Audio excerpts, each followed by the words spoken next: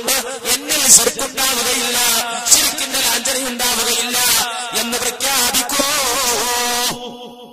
ഇങ്ങനെ മുസ്ലിമിനോട് പറയുമ്പോ ഇത് മാറ്റിവെക്കുന്ന ഒരാളെ സംബന്ധിച്ചിടത്തോളം അയാൾ അഹ്ലുസുന്നത്തി വൽ ജമാഅത്തിന്റെ അകത്താണോ പുറത്താണോ എന്ന് ചർച്ച ചെയ്യുന്നതിൽ അർത്ഥമുണ്ടോ മാന്യ സഹോദരങ്ങളെ?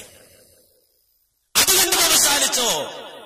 ചില ആളുകൾക്ക് പരാതി ഉണ്ടാവും, ഇയാൾ ജമാലുദ്ദീൻ മങ്കടാന്ന് മൗലവി പറയണില്ല, ഇയാളെ ഞങ്ങൾ കണ്ടിട്ടില്ലല്ലോ എന്നാ. നിങ്ങൾ കണ്ടോളൂ, എന്നിട്ട് അദ്ദേഹത്തിന്റെ വാക്ക് നിങ്ങൾ ശ്രദ്ധിക്കുകയും ചെയ്തോളൂ, കൃത്യമായി തന്നെ കാണാം. ഹുസൈൻ സാഹിബിന്റെ അനുഭവങ്ങൾ ഒന്ന് കേൾക്കട്ടെ. ഈ അമ്പലങ്ങളുടെ കൊടിമര നിർമ്മാണം, ചുറ്റമ്പലത്തിന്റെ തകിടുമേയൽ, ഈ വിഗ്രഹം വാർക്കുന്ന പരിപാടി. വേണു സാർ കൂടെ ഉണ്ടാവോ? നിങ്ങൾ ഒന്നിച്ചാ? വേണു ആ മാനസികാവസ്ഥ എന്താണ് ശരിക്കും അല്ലെ? കാരണം എപ്പോഴും ഒരു ദൈവികമായ അല്ലെ ഒരു അന്തരീക്ഷത്തിലാണ് കയറി ചെല്ലുന്നത്.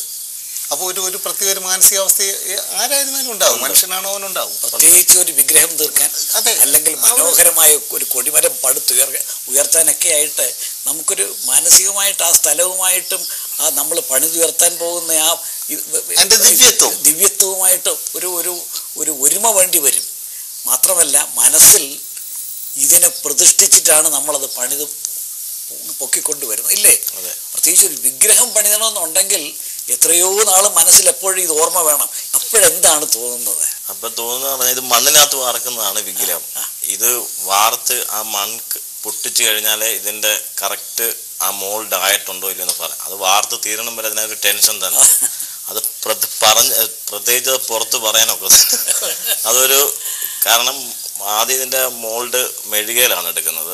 പിന്നെ ആദ്യം മണ്ണിനകത്ത്, പിന്നെ അതിന്റെ പുറത്ത് വീണ്ടും മെഴുക് പിടിച്ച്, പിന്നെ അതിന്റെ പുറത്ത് മണ്ണ് കെട്ടി, പിന്നെ ഈ മെഴുക് ഉരുക്കി എടുത്തിട്ട് പിന്നെ അങ്ങോട്ടാണ് ഈ ഓട് ഉരുക്കി ഒഴിക്കുന്നത്. പിന്നെ അത് ഒരു ദിവസം കഴിഞ്ഞിട്ട് അത് എടുത്തിട്ട് ഈ പുറത്തെ മണ്ണങ്ങ് പൊട്ടിച്ച് കളയും. അപ്പൊ അതിനകത്ത് എന്തോ നടന്നിരിക്കുന്നത് നമുക്ക് പോലും പറയാനൊക്കത്തില്ല. ഫുള്ളായിട്ടായിട്ടുണ്ടോ അതോ പകുതിക്ക് വെച്ച് നിന്നു പോയോ? ഈ ഓട് പാഞ്ഞെല്ലണ്ടായി ഇത്രയും ഭാഗത്ത്. അപ്പൊ അത് അതിന്റെ ആ മോൾഡ് തള്ളി എടുത്ത് വെളിയിലെടുത്ത് പൊട്ടിക്കുന്നതിന് വരെ ഒരു ടെൻഷൻ തന്നെ. അത് ഏറ്റവും വലിയ കൊടിമരം ഏതായിരുന്നു? ഏറ്റവും വലിയ കൊടിമരം ചെയ്തിരിക്കുന്നത് 29 പറയുടെ കൊടിമരം, ആയൂർ. ഏറ്റവും അതിശയം തോന്നിയത് ഈ പഞ്ചലോഹ കൊടിമരമാണ്. കാരണം അമിതമായ വെയിറ്റ് അല്ലേ നമ്മൾ പടുത്ത് ഉയർത്താൻ പോകുന്നത്. അതെ. പിന്നെ ഗുരുദേവ പ്രതിമകള്, ഗുരുദേവന്റെ പഞ്ചലോഹ പ്രതിമകള് അതും ചെയ്യുന്നുണ്ട്. ഈ പ്രതിമകൾക്കൊക്കെ പ്രത്യേകം വർക്ക്ഷോപ്പാണോ അതോ സൈറ്റിൽ പോയിട്ടാണോ? അതെ, അത് അമ്പലക്കാർ പറയും ഇവിടെ വന്നിരുന്ന് കൊടിമരം തന്നെയാണെങ്കിൽ തന്നെ അമ്പലത്തിൽ ചെന്നിട്ട് ചെയ്യാൻ പറഞ്ഞാൽ അവിടെ പോയിരുന്ന് ചെയ്തു കൊടുക്കും. വിഗ്രഹമാണെങ്കിലും വീട്ടിൽ വെച്ച് തന്നെ ചെയ്യുന്നത് അവർ ഇഷ്ടമാണ്. ചിലവർ പറയും അമ്പലത്തിൽ വന്നിട്ട് ചെയ്യാൻ പറയും, ചിലവർ പറയും ചെയ്ത് കൊണ്ടുവന്നാമെന്ന് പറയും, ചിലവർ പിന്നെ വന്ന അമ്പടിയായിട്ട് വലിയ കുറെ ഘോഷയാത്രയായിട്ടായിരിക്കും കൊണ്ടുപോകുന്നത്. പടച്ച തമ്പുരാൻ ഈശ്വരൻ നമ്മളെ സൃഷ്ടിച്ചത് ഇങ്ങനെ പരസ്പരം സഹകരിച്ച് ജീവിക്കാൻ കഴിയൂ എന്നതാണ്. അപ്പോൾ ഹിന്ദുവായി ഹിന്ദു ധർമ്മം മുറുകെ പിടിച്ചുകൊണ്ടിരിക്കുന്ന ബഹുമാന്യനായ ഗോപാലേട്ടൻ, അദ്ദേഹമാണ് ഞങ്ങളുടെ പള്ളി ചെയ്തുകൊണ്ടിരിക്കുന്നത്. തെക്കൻ കേരളത്തിൽ അദ്ദേഹത്തെ കൺസൾട്ട് ചെയ്യാതെ ഒരു പള്ളിക്കാർ മുന്നോട്ട് പോകുന്നില്ല. തൃശ്ശൂരിൽ നിന്നൊരു കൂട്ടർ വന്നിരിക്കുന്നത്, അവരെനിക്ക് പരിചയമുള്ളവരാണ്. അപ്പോൾ ഗോപാൽ സാറിനെ തേടി വന്നതാ അവിടുത്തെ ഒരു പള്ളി പുതുക്കി പണിയാൻ. അതുപോലെ ഇപ്പോൾ ഹുസൈൻ വേണു ഒരു കൂട്ടുകെട്ടുണ്ട് ഇവിടെ നമ്മുടെ മുമ്പിൽ. അമ്പലം ആവട്ടെ, ചർച്ചിന്റെ കൊടിമരമാവട്ടെ, വിഗ്രഹത്തിന്റെ വാർപ്പാവട്ടെ, എല്ലാം ചെയ്യാൻ അവരെ ആശ്രയിക്കാൻ ഹൈന്ദവ സമൂഹത്തിന് മടിയില്ല. അപ്പൊ ഞാൻ പറഞ്ഞത് ഈ ഒരു കൂട്ടായ്മ ഉണ്ട് നമുക്കിടയിൽ. അങ്ങനെയാണ് ദൈവത്തിന്റെ സൃഷ്ടിപ്പ് തന്നെ. വിശ്വാസപരമായി ഇതിലൊക്കെ ചിലപ്പോൾ വിയോജിപ്പുകളോ ചില വ്യത്യാസങ്ങളുണ്ടാവും. പക്ഷെ ആ വിയോജിപ്പുകൾക്കപ്പുറത്ത് നാം തിരിച്ചറിയേണ്ടുന്ന ഒരു വശം ഇതാണ്: നമ്മൾ സഹകരിച്ചും ആദരിച്ചും.